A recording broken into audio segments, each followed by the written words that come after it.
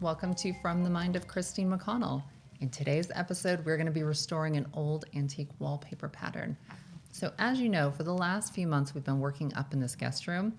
Well, there was this big old bookcase that had been bolted to the wall. I don't think it had been moved in at least 100 years. So we undid the bolts, moved it, and it revealed a very small sliver of original 1800s paper. There's only about a third of the pattern existing, so I'm going to have to take some creative liberties in fleshing it out, getting it into the computer, and even adding my own creative stamp to it. So with that said, let's begin.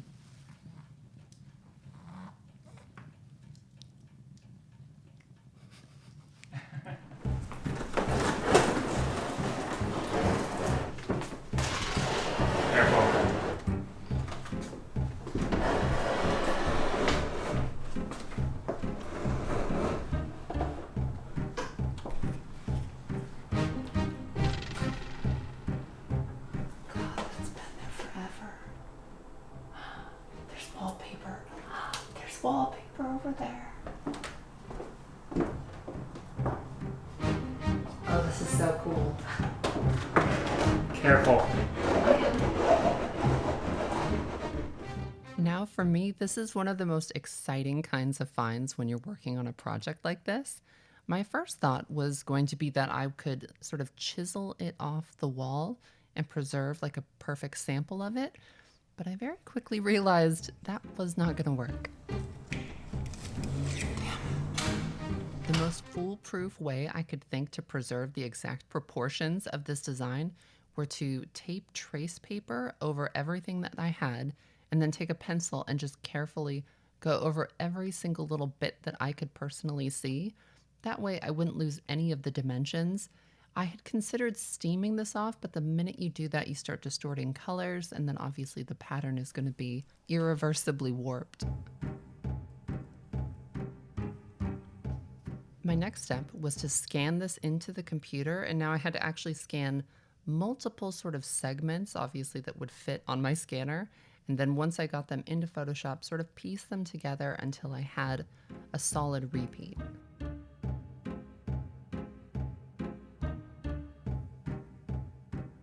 So as you can see, I have a lot to fill in here, and to kind of connect the pieces so I'd know it would line up, I've put another copy of what I have out here on the far right-hand side in the lighter gray, and that's just kind of something I'm using to guide me in what I'm connecting.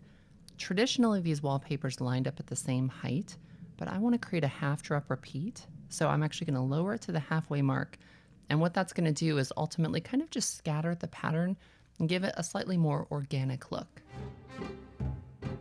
So just so you know, everything you're seeing on the lighter gray segment isn't actually going to be a part of what I'm creating. It's only a guide so that I can kind of see what I need to fill in. And then in a separate layer, I'm just going to start fleshing out this pattern and kind of using those side pieces to know what to do and what needs to connect to what.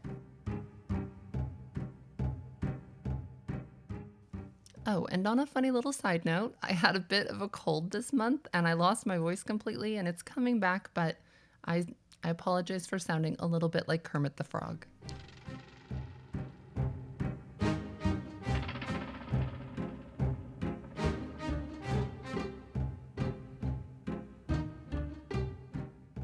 I'm doing all of this work in Photoshop, and I'm using a Wacom tablet using the pen tool. And oh my gosh, I had been using a mouse for years, for like 10, 15 years. And then it was only until Patreon that somebody mentioned this Cintiq, basically. It's called a Wacom Cintiq. And it is so incredible at making this go so fast.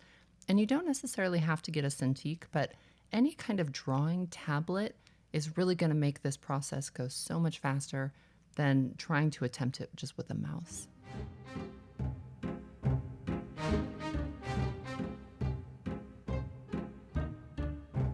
So you'll notice what I'm doing here is I'm drawing lines, erasing lines, finding pieces that work that kind of highlight maybe something I did earlier that didn't. And this is just kind of the creative process where you're sort of finding what works. And that's why all of these lines are very temporary and just kind of helping sort of guide me in the direction of what's going to flow.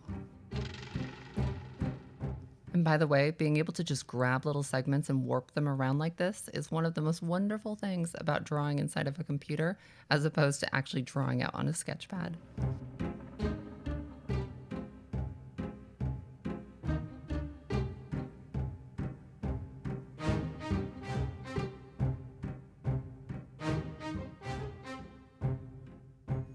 Once I'm really happy with how these vines are sort of flowing together, now I can start sort of erasing the kind of scrap little, the messy parts of the sketch and kind of cleaning up everything.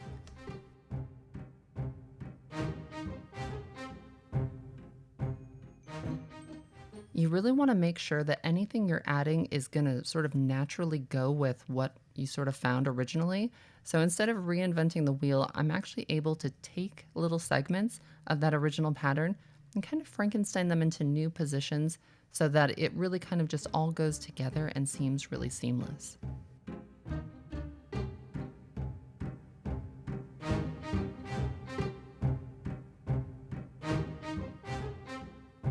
Now I know the sides are lining up, and now what I'm doing is taking that layer and doubling it over so I can ensure that the tops and the bottoms are going to line up perfectly.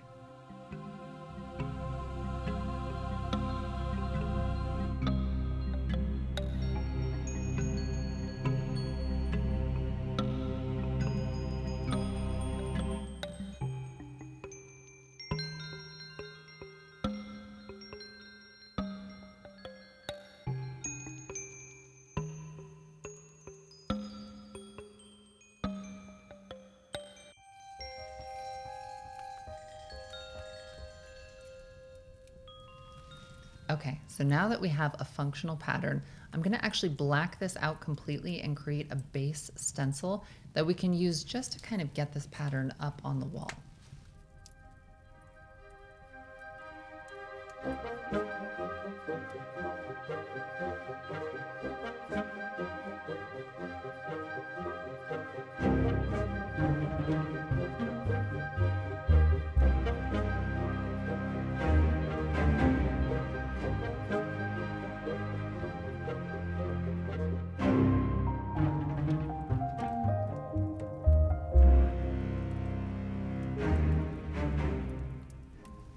Now we're ready for the next part.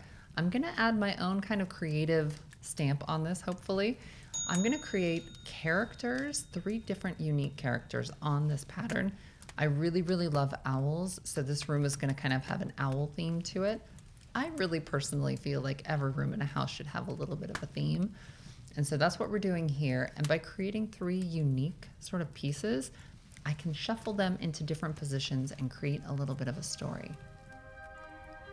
Using real animals as a reference when you're drawing them out is so incredibly helpful, I find. And if you're trying to do this kind of quickly, a sort of shortcut method that I have discovered is if you just go to Google Images, sort of pluck a couple things that you like and maybe Frankenstein them together a little bit. And then you can just sort of use that as kind of a rough sort of starting point of where things are going to line up, just so that it has kind of a natural, organic feel.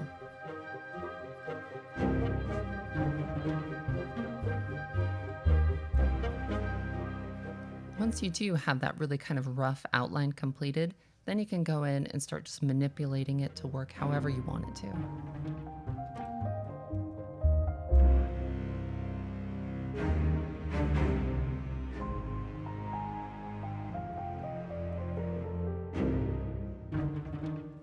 Once I'm happy with those lines, now I'm going to actually beef up that outline and then just kind of start tapering all of these edges so it looks a lot more artistic and kind of stylized.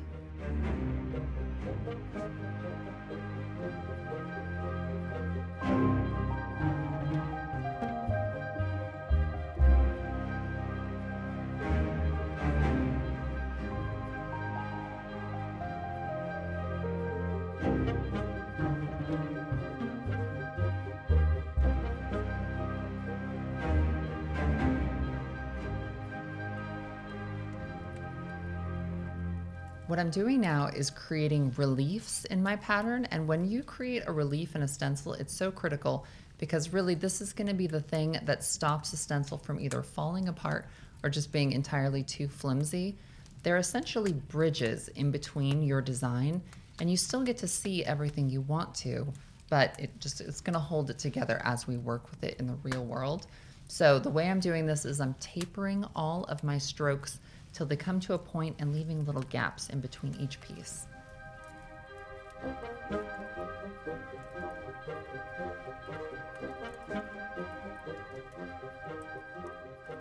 Now I'm going to actually do that same process again, just with a different owl. And what is so incredibly fun about this is really the sky's the limit. You can create anything you want. And typically, obviously, when you're printing a wallpaper, it has to be sort of this finite pattern. But what I'm doing here is I'm actually creating 3 unique pieces that I'll then sort of puzzle up together up on the wall. And it kind of gives me sort of a chance to do something a little bit unusual and different.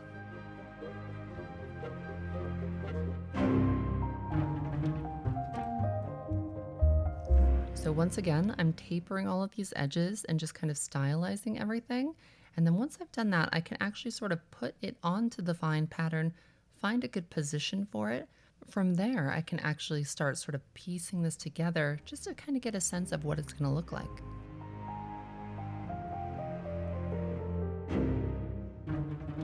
This next part might not work for everybody, but personally, I really love rats and rodents and pretty much anything creepy crawly. And so I'm going to work a few of these adorable little fellows into one of the patterns.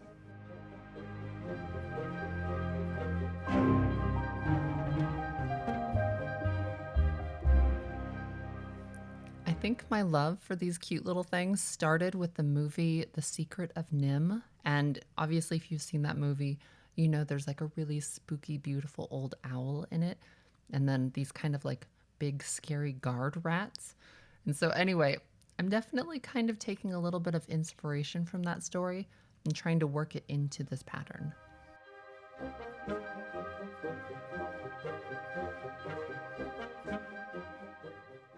Oh, and by the way, if you haven't seen The Secret of NIMH, my gosh, make it your movie night tonight. It's one of the coolest stories. I just think it's so great.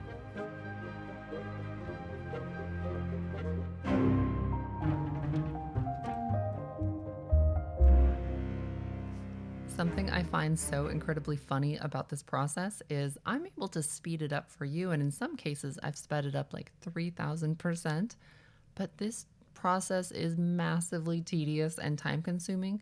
I don't even remember how much time I spent on it, but once I had whittled down all of the usable footage, not including all of the mistakes that I had made, I think it came close to being a 40-hour video.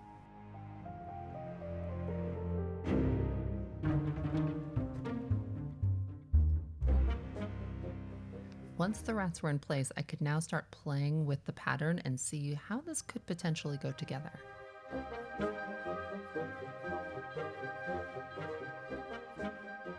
To really meld everything together, I'm now actually manipulating some of that vine pattern just to kind of make it feel like the rats are really kind of in the thick of this.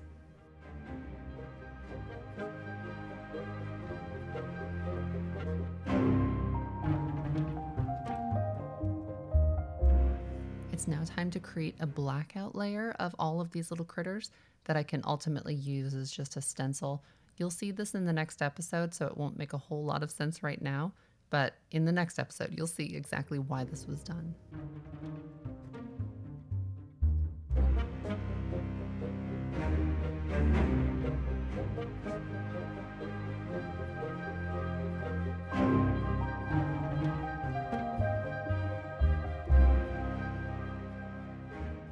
Now that the blackout layers have been completed, I'm going to go in and actually start cutting out reliefs. And what these are going to do is just make it very easy to print out a stencil and get this initial design up on the wall.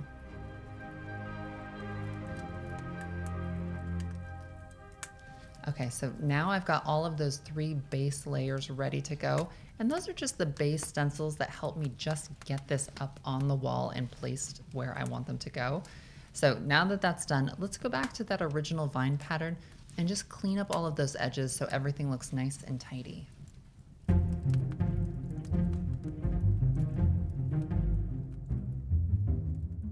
All of these lines are being created in their own separate layer, and it's really important to keep everything separated. So if you end up needing one element or something else, you can always just go in and just copy and paste it from whichever document it is that you're working on.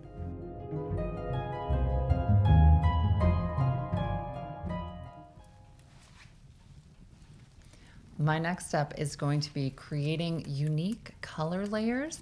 Now, each of these layers is going to be its own individual stencil.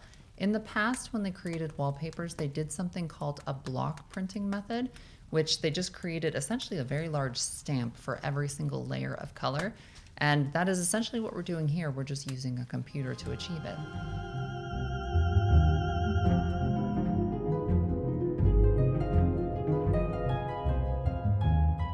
This might seem a bit silly, but of all of this computer work that I had to do, this was my very favorite part because it's really kind of just like working with a coloring book.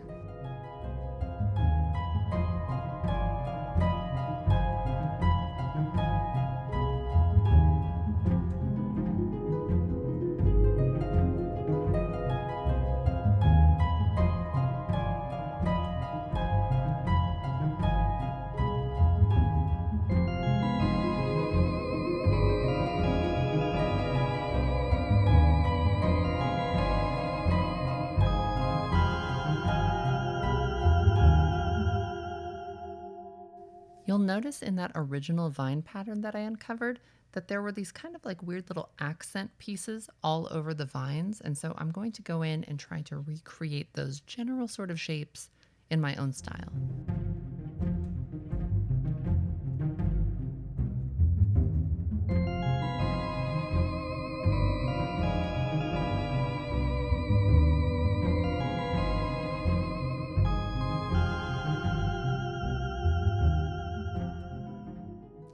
Once that initial pass had been laid down, I could now go in and start sort of cleaning all of these little accents up.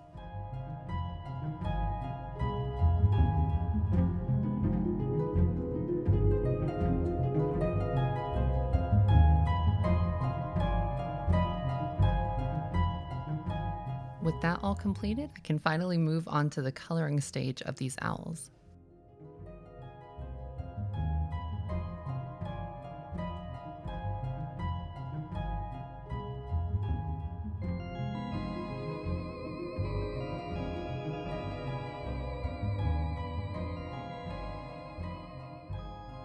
What I love about this process is there really isn't any right or wrong thing. You just kind of play around and you find things that either lend themselves to what you want to achieve or they don't, and you just erase them. Because all of these accents are going to ultimately be a stencil, you do want to kind of go in and make sure all of the edges are sort of smooth and not too jagged.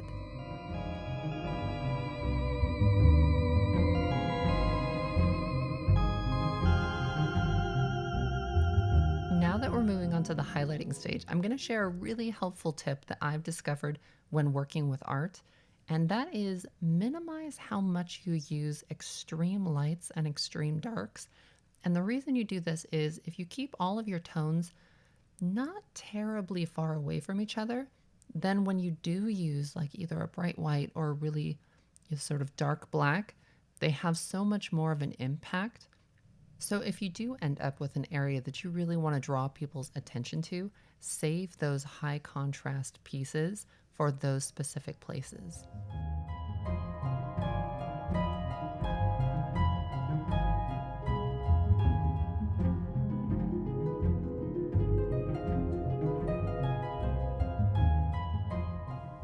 With those creatures sort of completed, we are ready to move on to the flowers. So if you look at the original pattern that I discovered, you'll see that the flowers are a different sort of style and color from what I'm doing here. The reason I'm doing this particular color palette is because there are several sort of kind of bright ivory pieces in the room, and that is the mantle and the sink. And to sort of anchor those pieces into the room and give them sort of an intended purpose in those as far as their color goes, I am going to try to incorporate a bit of those colors into the paper just to kind of unify everything.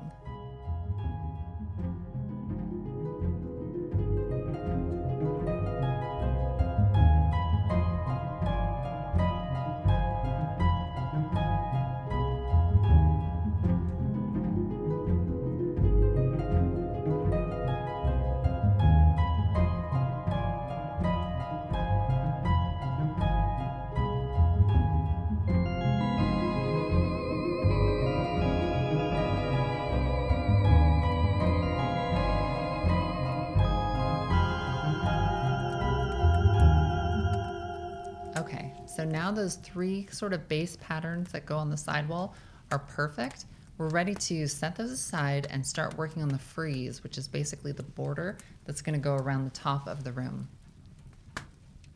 Of the pieces I was able to work with, the frieze was kind of the trickiest as far as there wasn't very much of it to sort of work off of. And so I am going to sort of take quite a bit of creative liberty with this particular one.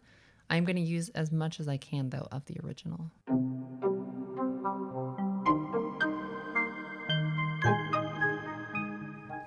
Once my trace was scanned into the computer, I positioned it how it needed to be, and then I wanted to recreate the lines that were there in the original pattern.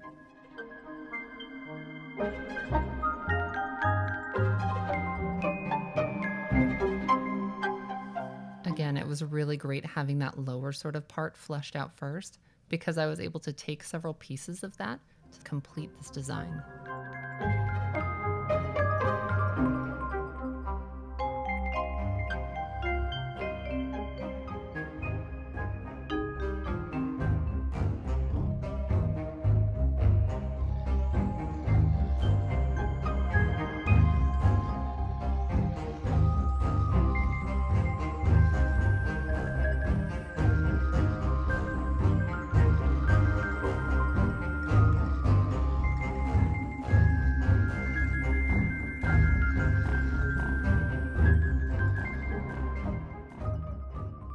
Creating a repeat in a border is vastly easier than trying to do an actual lower sidewall because all you have to do is get a basic design, cut it in half, and set both of those sides on either side. And then when you line that up, they will always connect and create a repeating pattern.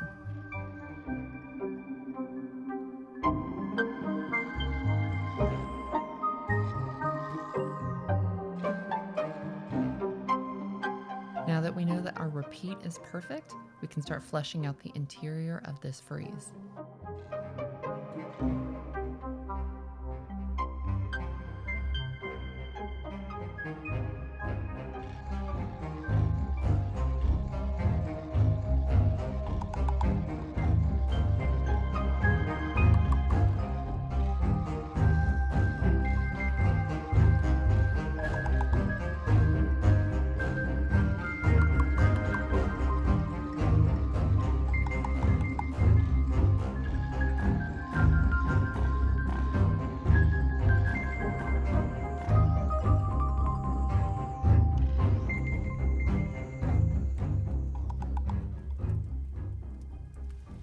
So you'll probably notice that this process is nearly identical to creating the sidewall pieces. And while this is unbelievably tedious and time consuming, it never stops seeming incredibly magical to me that you can find a little bit of a pattern that had kind of been torn out and thrown away and forgotten to time and resurrect it and bring it back to life. Now, obviously, the fact that we live in the time that we do, that we have technology, that individual people can do this in their home without outside help is just endlessly fascinating to me. And for some reason, this particular type of project just really, it just resonates with my interests. So I don't know, every now and again, I stop while I'm working on these projects and just sort of, I'm in awe of how incredible it is that you can do these things yourself at home.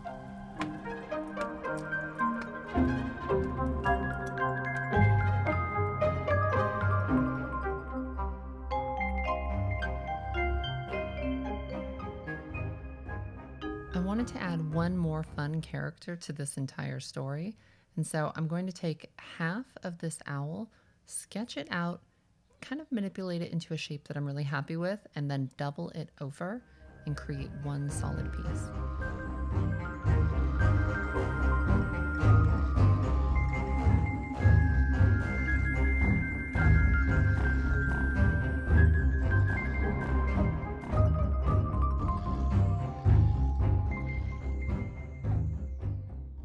To really bring this guy into the image, I'm going to make it look like he's sort of propped up on those bars and add a few more vines just around him to kind of blend him in with everything.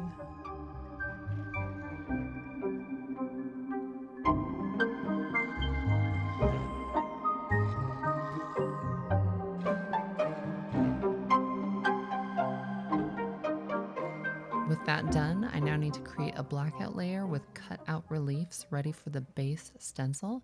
And once all that's done, I need to go back in and create a fresh layer of a clean outline of this entire design.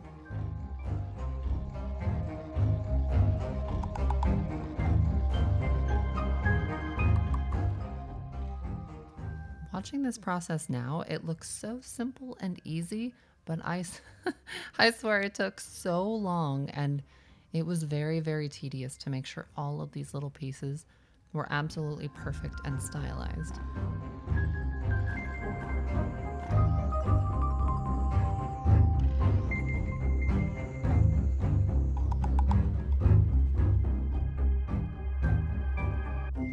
Now I've just got a few more edges to clean up on separate layers, and then once that's done, I can finally move on to the coloring in stage of this one.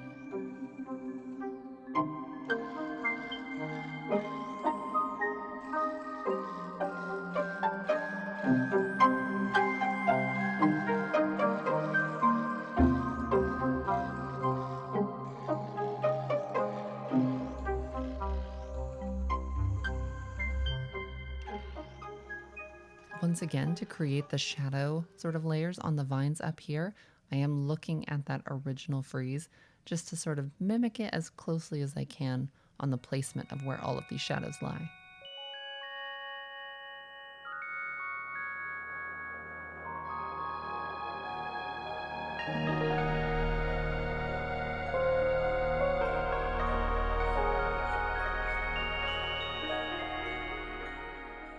With that all done, I can now begin highlighting.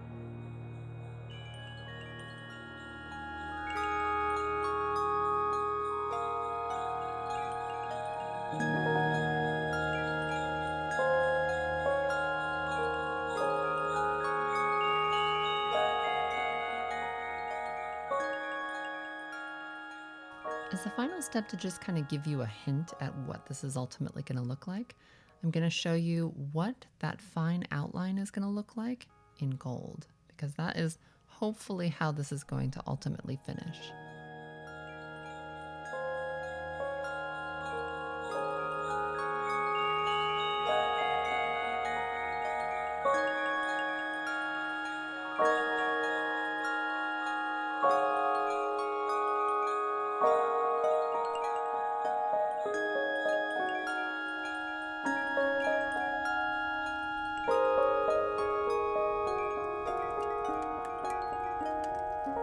All right, so now that these designs have been created and they are ready to be printed out on essentially a very large cry cut machine, I'm going to be tackling that next. We're going to be wrapping up this episode because my gosh, was this a lot to tackle. And the next step is just basically stenciling all over the entire room multiple times with each of these pieces. It I'm actually done with it right now, but my gosh, it took so much longer than I anticipated. So for that reason, these episodes, the future ones, are going to be coming out probably right around the end of March. But you're going to be seeing, obviously, the whole room from start to finish. You're going to see a decorating episode, how I created the bed, and how I did these lampshades that you're going to see coming up. So thank you so much for your patience, and I will see you again very soon.